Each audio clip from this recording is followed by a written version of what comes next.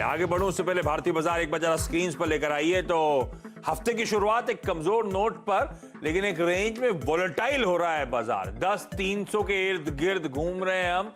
वो nervous 90s से इस समय हम बिहेव कर रहे हैं, वो 10,300 के आसपास। एक बार पार निकले थे, फिर कूल ऑफ हो गए और अभी भी उन्हीं लेवल्स के आसपास कंसोलिडेट होते हुए आपकी स्क्रीन पर। जो वीकनेस थी उसके पीछे खैर ग्लोबली इक्विटी मार्केट थोड़ा दबाव के साथ ट्रेड कर रहे हैं, कमजोरी के साथ ट्रेड, क्योंकि फ्राइडे को यूएस में जिस तरह का पैनिक रिएक्शन था वो कोविड केसेस बढ़ने से, उसका खामियाजा ग्लोबली इक्विटी मार्केट इस समय झेलते हुए। निफ्टी बैंक में अंडर परफॉर्मेंस है, कहने के लिए डेज लो से कुछ रिकवरी, लेकिन फिर भी जहां निफ्टी 1% से कम का दबाव दिखा रहा है, इस समय निफ्टी बैंक ऑलमोस्ट 2% की कमजोरी। इस तरह का अंडर परफॉर्मेंस उस पॉकेट में आपको देखने को मिलेगा। 400 पॉइंट के दबाव के साथ निफ्टी बैंक इस समय कामकाज करता हुआ। तो एक काम करते हैं, स्टॉक स्पेसिफिक एक्शन पे जाऊं उससे पहले गाबा सर से समझ लिया जाए कि करना क्या है बाजार में। तो गाबा साहब, थोड़ा सा कमजोर विकेट पे हमने हफ्ते की शुरुआत करी है, दबाव है, ऐसे में आप कोई ट्रेड ले रहे हो क्या निफ्टी पे या निफ्टी बैंक पे? और मूड डायरेक्शनल कॉल क्या है इस समय? मुझे तो अब तक डाउन लगता है मार्केट, क्योंकि रिसेंट जो हमने 10,200 का जो लो देखा है और एक 10,500 का रेसिस्टेंस है, दोनों में से स्ट्रॉन्ग कौन सा है? रेसिस्टेंस स्ट्रॉन्ग है। ये 10,200 दो बार लौटा है, तीसरा बार आज लौटा है। अगर चौथी बार जाएगा तो ये काफी हद तक गिरावट आ सकती है, फिर 10,000 का जोन भी देखेंगे। तो मुझे तो वीक नजर आता है, कितना स्ट्रॉन्ग नजर नहीं आता है। सहयोगी चैनल पर मैंने कहा था कि बेचने की जगह 21,000 सॉरी अपर रीजन्स पे करीब 10,320 के आसपास बेचने की जगह है, वो वहीं पर से लौटा है तो वीक मुझे लगता है। वीकनेस शायद यहां से देखने को मिले, है वीक ही, इस बात का ध्यान रखिएगा। इस बीच जरा वेंकीज का स्टॉक स्क्रीन पर लेकर आइए। 1.5 से 2% की कमजोरी, क्योंकि मुनाफा करती थी पिछले साल इसी तिमाही में और इस बार घाटा कर दिया Q4 के नंबर्स में, तो इसीलिए वो स्टॉक पे आप एक रिएक्शन आता हुआ देख रहे हैं। पर ध्यान रखें, अभी कुछ देर बाद हेस्टर बायोसाइंसेस के मैनेजमेंट से बात करूंगा तो पोल्ट्री धंधे का आपको डिटेल समझ में आएगी। लेकिन वेंकीज के साथ हमने देखा था चिकन प्राइसेस, हमने देखा था एग प्राइसेस थोड़े से बीच में कोलैप्स हुए थे। फिर क्वार्टर के एंड में आते आते वो कोविड-19 के चलते वो पैनिक था, आपने देखा होगा कीमतें अंडे की और चिकन की दोनों की गिरती हुई नजर आई थी। और इस समय की ताजा स्थिति तो खैर मैं समझूंगा कुछ ही देर बाद, लेकिन कुछ हद तक अंदेशा था। लेकिन हाँ, घाटे में घाटा क्लॉक कर देना हमेशा दिक्कत की बात, इसलिए स्टॉक थोड़ा दबाव में इस समय कामकाज करता हुआ। गावा सर, ये चाल बड़ी गजब की चलता है वेंकीज जब चलता है, स्टॉक कैसा पोजीशन है इस समय? ज्यादा गिरावट मुझे लग नहीं रही है, लेकिन लोअर लेवल देखने को मिल सकते हैं, लेकिन ज्यादा गिरावट लग नहीं रही है। तो लोअर लेवल्स में अगर मौका मिलता है तो खरीदना चाहिए, क्योंकि इससे जो बेसिक ट्रेंड है अब भी वीक है, स्ट्रांग नहीं है। एक्सपेंशन कंट्रैक्शन होते हैं, लोअर लेवल देखने को मिल सकते हैं। ठीक है, तो ये आ गया आपके लिए कॉल। वेंकीज पे जो नंबर्स इस समय आपकी स्क्रीन पर आ रहे थे, 2 एफएमसीजी स्टॉक्स बेहतर परफॉर्म कर रहे हैं। आईटीसी जहां पे चिंता थी, सिगरेट वॉल्यूम्स कोलैप्स हो गए थे, लिटरली 9-10% के आसपास सिगरेट वॉल्यूम्स डिक्लाइन हुए थे। उसके बावजूद स्टॉक हरे निशान में, क्योंकि कुछ पॉजिटिव्स हैं एफएमसीजी के धंधे से लेकर वो डिविडेंड डोल आउट जो करा है और जो वैल्यूएशंस की अट्रैक्टिवनेस है बाकी एफएमसीजी पीयर्स के मुकाबले, तो स्टॉक हरे निशान में ट्रेड करता हुआ। गाबा साहब ने कई बार इस प्लेटफॉर्म में कहा था कि ले लेना चाहिए अगर मैं सही हूं तो आप 200 के लेवल्स पे खड़ा हुआ है गाबा साहब, अब कॉल किया आईटीसी पर। आईटीसी मुझे नॉर्मली स्टॉक लॉन्ग टर्म के लिए अच्छा लगता है, बेस बन चुका है 160-170 में। वक्त देंगे तो 230 का भी जोन देखेंगे, लेकिन उसे वक्त लगेगा। फिलहाल शॉर्ट टर्म में थोड़ी साइडवेज जोन है, लेकिन मुझे लगता है अच्छा। आज रिजल्ट रिएक्शंस की बड़े तगड़े हैं। हटको 20% के सर्किट पे लॉक्ड, अवंती फीड्स अभी भी मेरे ख्याल से जब वेंकीज के नंबर्स आए थे तो अवंती फीड्स, एपेक्स फ्रोजन, इन सब में कुछ ऊपरी स्तरों से प्रॉफिट टेकिंग आई थी, लेकिन अवंती फीड्स अभी भी 12% की मजबूती के साथ आपको ट्रेड करता हुआ नजर आएगा।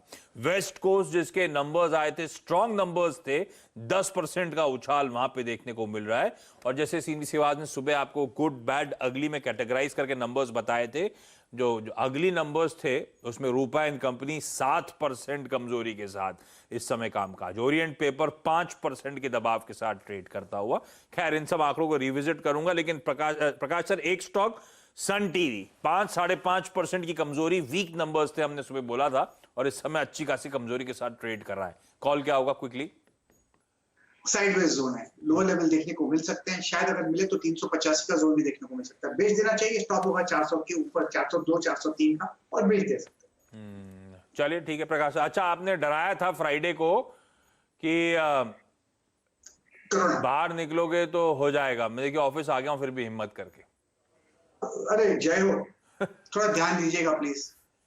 चलिए डॉक्टर साहब, I really like you. हाँ तो please take care of you, I don't want to miss you. डरा रहा हूं और अरे डरा रहे हो आप। अच्छा, आज हेस्टर बायोसाइंसेज के मैनेजमेंट से बात होनी है। हेस्टर बायोसाइंसेज का जरा चार्ट चेक दीजिएगा डॉक्टर गाबा सर। हेस्टर बायो ये vaccinations, animal vaccinations, poultry vaccination बनाने का काम करती है। हाँ, वेल मुझे लगता है ये वॉल्यूम्स कुछ खास होते नहीं है और साइडवेज जोन चलता है, बेसिक स्ट्रक्चर वीक है, लेकिन लोअर लेवल्स में 1100 1000 1100 के करीब सपोर्ट है। अगर डिप्स मिलती है तो मेरे ख्याल से खरीद सकते हैं इसको, लेकिन थोड़ा वीकनेस है मैं कहूंगा हेस्टर बायोसाइंस में। हेस्टर बायो वीकनेस है और वो अच्छा खासा साल के हाई से तो अच्छा खासा करेक्ट भी हुआ है ये स्टॉक।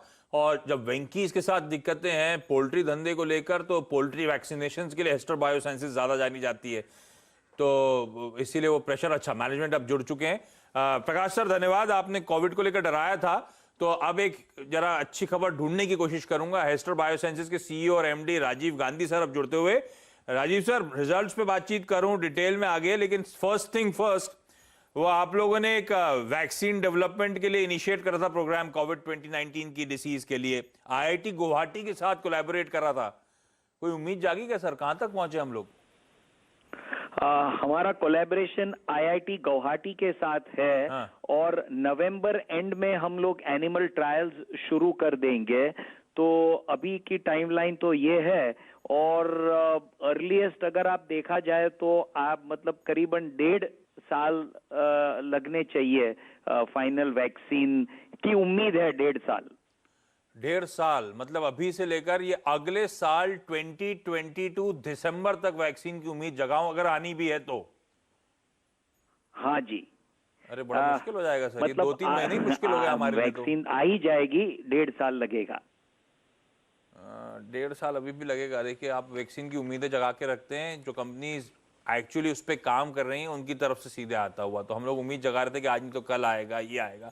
अभी तो 3 ही महीने निकले हैं। नहीं भाई साहब, कोई भी नई वैक्सीन अगर जब डेवलप होती है तो मतलब टाइम लगता ही है। बिल्कुल, इससे पहले क्या है, ऑप्टिमिस्टिक टाइमलाइन नहीं देनी है, तो इसके लिए हम लोग सब with all the precautions I am giving this timeline. बिल्कुल ठीक बात है, वही कह रहा हूं। कई बार वैक्सीन डेवलप होते होते 20 साल लगे थे। इससे पहले जो सबसे जल्दी वैक्सीन बन के आई थी वो 5 साल का टाइम लैग था। और अभी खैर ये लोग फास्टन करने की प्रोसेस कोशिश कर रहे हैं, तब भी अभी भी 1.5 साल की बात हो रही है। नहीं, बिल्कुल रियलिस्टिक है। हम लोग को क्या है, उम्मीदें जागी रहती है ना गांधी सर, इसीलिए आपसे बात करके सबसे पहले सवाल इसी पे पूछा मैंने कि उम्मीदें ऐसी ना बांध लें। अभी समय लगना है वैक्सीन को, अभी तो दवा का भी इंतजार है, दवा भी एक अच्छी सी आ जाए तो कुछ काम हो। ठीक है, अच्छा अब आपके जरा फाइनेंशियल परफॉर्मेंस पे बात करी जाए। रिजल्ट्स आप लोग की स्क्रीन पर आएंगे। हेस्टर बायोसाइंसेज के जो Q4 के परफॉर्मेंस थी, आय में 15% का दबाव, मुनाफा 60% साल दर साल Q4 में गिरा। गांधी सर, ये जब की बात हो रही है, जब हम लोग तमाम अच्छी खबरों की बात करते हैं कि वैक्सीन, ये लाइव स्टॉक वैक्सीनेशन के प्रोग्राम्स हो रहे हैं, पुश दिया जा रहा है, इन सब के बीच में इस तरह की Q4 में वीकनेस क्यों? लाइव स्टॉक वैक्सीन जो गवर्नमेंट ऑफ इंडिया की स्कीम के तहत जो उनकी परचेजेस होने वाली थी, एफएमडी वैक्सीन और ब्रूसेला वैक्सीन, हमने पार्टिसिपेट किया है ब्रूसेला वैक्सीन के टेंडर में। हमारा bid has also been accepted और फरवरी एंड से परचेजेस शुरू होने वाले थे, लेकिन ये कोविड की वजह से वो पूरा परचेज डिले हो गया है। इसके लिए ये एक अनएक्सपेक्टेड सिचुएशन होने के कारण वो ब्रूसेला की सेल हमारी दब गई है, हुई नहीं है। और ये अच्छा, इस बीच जरा एक मिनट सर, गांधी सर आपके पास आ रहा हूं। एचडीएफसी बैंक को लेकर सुबह एक न्यूज़पेपर रिपोर्ट आई थी कि क्यूआईपी के जरिए फंड रेजिंग करना चाहते हैं। 10,000 से 13,000 करोड़ रुपए की क्यूआईपी के जरिए फंड रेजिंग होगी। लोकल शेयर्स और एडीआर्स के जरिए वो फंड रेजिंग की तैयारी हो रही है। उस पर क्लैरिफिकेशन एचडीएफसी बैंक का आता हुआ कि क्यूआईपी के जरिए फंड रेजिंग की खबर बेबुनियाद है। डिनाई करी है इस तरह की डेवलपमेंट्स को।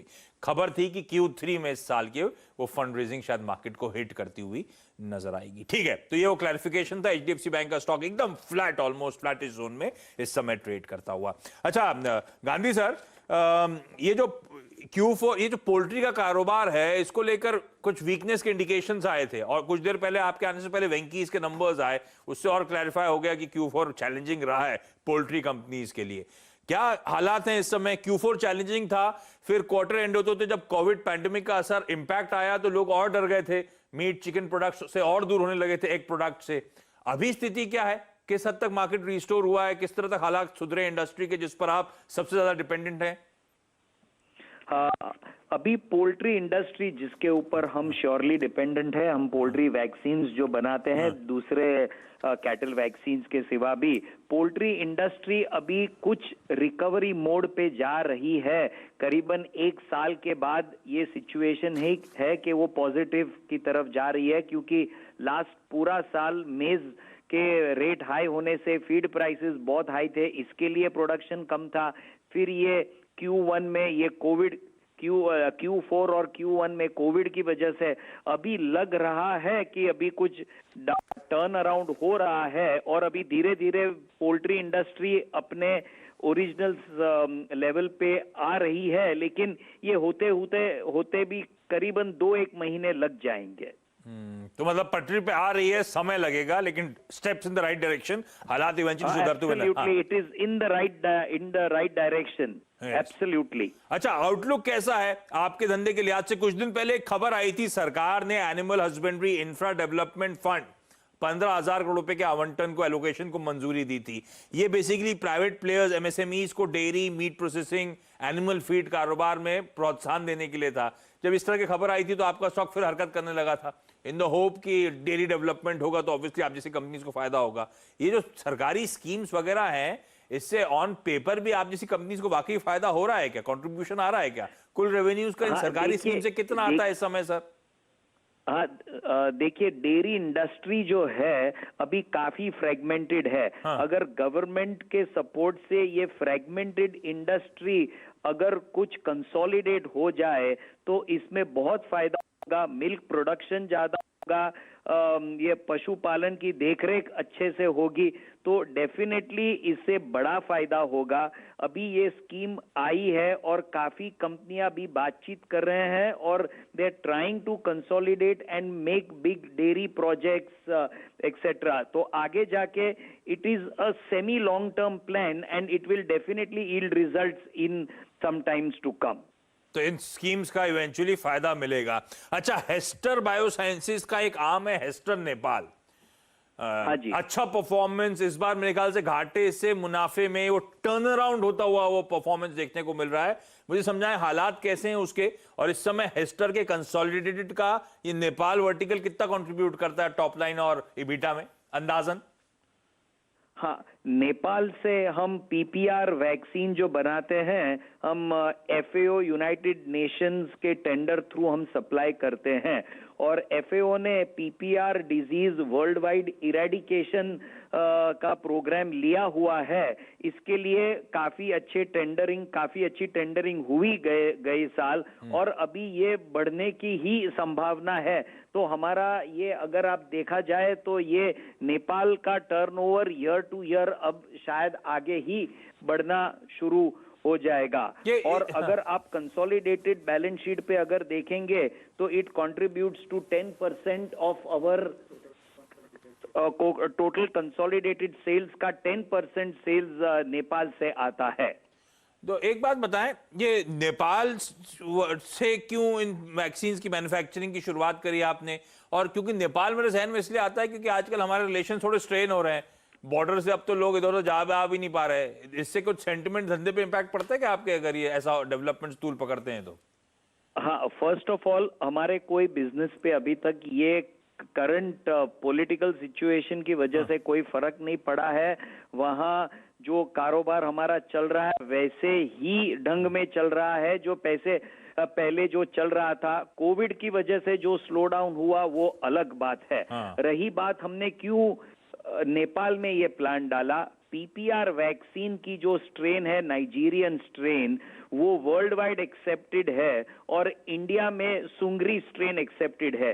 तो इंडिया नाइजीरियन स्ट्रेन एक्सेप्ट नहीं कर रही है और वर्ल्ड सुंगरी स्ट्रेन एक्सेप्ट नहीं कर रही है। तो अगर हमें वर्ल्ड में कहीं पर भी सप्लाई करना है पीपीआर, तो हमें इंडियन ज्योग्राफी के बाहर जाके करना पड़ेगा। तो इसके लिए नेपाल एक्सेप्ट्स नाइजीरियन स्ट्रेन, तो हमने प्लांट वहां डाला क्योंकि इंडिया से बहुत नजदीक है, मतलब आना जाना, एवरीथिंग सोशल, सब तरह से there is lot of familiarity. इसके लिए हमने ये प्लांट नेपाल में डाला और वहीं से हम एक्सपोर्ट कर रहे हैं। अच्छा, ऑफ लेट इस कंपनी ने कोशिश करी थी, खासतौर पे पिछले साल FY20 जिसके रिजल्ट्स को हम लोग एनालाइज कर रहे हैं, अपनी सेल्स और मार्केटिंग ड्राइव को पुश करने की, एडिशनल फील्ड फोर्स लाने की, ज्यादा टेरिटरीज पे एक्सपैंड करने की, ज्यादा पुश मार्केटिंग करने की। उसका इंपैक्ट नतीजों में नहीं आ रहा अब तक। ये आप हेस्टर इंडिया की बात कर रहे हैं, हाँ, राइट? हाँ। हेस्टर इंडिया में लास्ट ईयर हमने फील्ड फोर्स डबल कर दी, नई टेरिटरी में हमने डिपो शुरू किए, सब कुछ किया। लेकिन जो लास्ट ईयर पोल्ट्री इंडस्ट्री को जो धक्का मतलब जोर से लगा, उसकी वजह से एक तरफी पोल्ट्री पॉपुलेशन कम हुआ, दूसरे तरफी हमने अग्रेसिवली मार्केटिंग पे हमने इन्वेस्ट किया। इसके लिए we were impacted in the last financial year, but हमको लग रहा है कि ये पोल्ट्री इंडस्ट्री अभी रिकवरी मोड पे है। हमने वही टेरिटरी अभी और हमने चालू ही रखा है, जो लोग लिए थे वो भी हमने रखे हुए हैं। हमको अभी पूरा भरोसा है कि यह साल में ये पूरा मतलब ग्रोथ, हम वापस ग्रोथ की ट्रेजेक्टरी पे आ जाएंगे। अच्छा, जाते जाते एक आखिरी सवाल, कुछ समय लगेगा, रिकवरी स्टेज पे पोल्ट्री इंडस्ट्री, जब वो रिकवर होगी तो आपको भी फायदा मिलना शुरू होगा। तो FY20 जो था पूरा साल, बिक्री 1% और मुनाफा 29% कॉन्ट्रैक्ट हुआ पूरे साल में।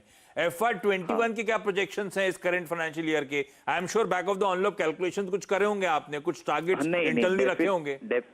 हाँ, डेफिनेटली कैलकुलेशन तो हमने किए हुए हैं और we project a minimum of 20%, 20% top line का हम ग्रोथ हम ये साल एक्सपेक्ट कर रहे हैं। और जो बॉटम लाइन है इस साल, जो गई साल जो दब गई है, वो it is our assurance that bottom line will again come back to our historical bottom line percentages. तो आप कह रहे हो फ्लैट फाइनेंशियल ईयर 20 के बाद एक 20% ग्रोथ का FY21 ईयर रहेगा और प्रॉफिटेबिलिटी ग्रोथ वापस लौटती हुई नजर आएंगी, जो हिस्टोरिकल देखने को मिली है। चलिए, इस पॉजिटिव नोट पर गांधी साहब बहुत बहुत धन्यवाद आज डिटेल में हमसे चर्चा करने के लिए। एक काम करता हूं, क्विकली यहां पे छोटा सा ब्रेक ले रहा हूं, ब्रेक के उस पार एक फंडामेंटल नजरिया लेकर आऊंगा हेस्टर बायोसाइंसेस पे सेठी फिनमार्ट के विकास सेठी साहब के साथ।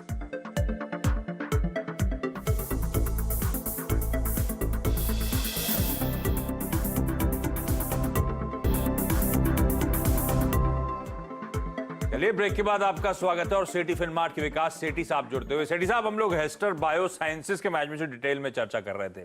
फंडामेंटली ये कंपनी है कैसी, ऑफ हाइस ट्रेड कर रही है साल के, क्या करना चाहिए स्टॉक में? और साथ साथ पता है, इनके बोलते बोलते वेंकीज का स्टॉक खराब नंबर्स के बाद हरे निशान में आ गया, क्योंकि ये लोग होपफुल हैं कि पोल्ट्री धंधा जल्दी पिकअप करेगा इस साल। तो ऐसे में क्या वेंकीज या गोदरेज एग्रोवेट खरीद लूं क्या, बेहतर है क्या? अरे बिल्कुल आशीष, देखिए जहाँ तक हेस्टर बायो का सवाल है, एक अच्छी कंपनी है और हाल ही में कंपनी काफी सुर्खियों में थी जब इन्होंने कहा कि IIT गुवाहाटी के साथ टाई अप करके कोविड के लिए कुछ वैक्सीन तैयार कर लेंगे। उसके बाद हमने उसमें 20% का उस दिन एक दिन में ही सर्च देखा था। तो कंपनी अच्छी है, बट चूंकि इन सब खबरों के बीच थोड़ा चल चुका है, तो होल्ड करने की सलाह रहेगी, गिरावट में खरीदारी करें। और बाकी एक साल में मेरा इसमें लक्ष्य रहेगा 1500 रुपए का। और जहां तक वेंकीज का सवाल है, पोल्ट्री स्टॉक्स पे नॉर्मली मैं राय देता नहीं हूं for personal reason, so I would like to avoid that. नहीं, ठीक है, सेठी सर नहीं देते पोल्ट्री स्टॉक्स पे कॉल, लेकिन हाँ, वो कमेंट्री के बाद एटलीस्ट, वो रिजल्ट के रिएक्शन के बाद रिकवरी आने लगी, एटलीस्ट हेस्टर बायोसाइंसेस की कमेंट्री के बाद वेंकीज के स्टॉक पे फ्लैट हो गया है, घाटे में आ गए थे, ध्यान रखें कंपनी, उसके बाद रिएक्शन खराब हुआ था स्टॉक पे। चलिए, आज की न्यू ईयर कंपनी में आज के लिए इतना ही। ब्रेक ले रहा हूं, ब्रेक के उस पार हेमंत रेड्डी हो रहे हैं मेरे बगल में और दिल्ली से वीरू जोड़ेंगे, आखिरी सौदा लेकर आएंगे। नमस्कार।